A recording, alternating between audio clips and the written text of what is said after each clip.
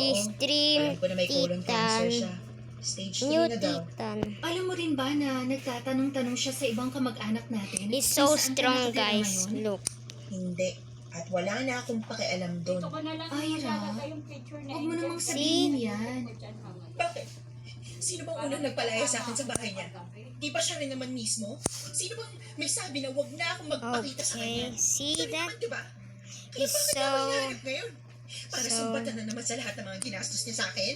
Para pagsalitaan He's ng hindi so magagandang strong, bagay? guys. Para ipamukha sa akin kung gaano kapatapon ng Just buhay ko para ignore sa kanya? the Pagod na ako, Diana. backgrounds. Pagod na ako saluhin lahat ng mga pananumpat Look niya. at it. Gusto mo humingi No. ng tawad sa ni Tita Lori? Imposible. Sa sobrang sama Look, ng bro. ugali niya, hindi niya kayang gawin Titan yan.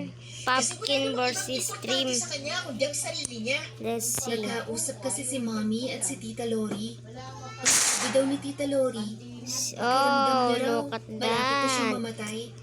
Kaya gusto niya makipag-ayos sa mga taong nakasamaan niya ng loob. At isa ka na doon, Ira. Ang sabi pa raw niya, gusto niya makilala si Catherine. Walang dahilan para makilala niya ang anak ko.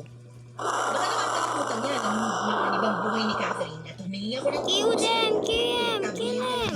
I'm gonna give a link, guys. Bye.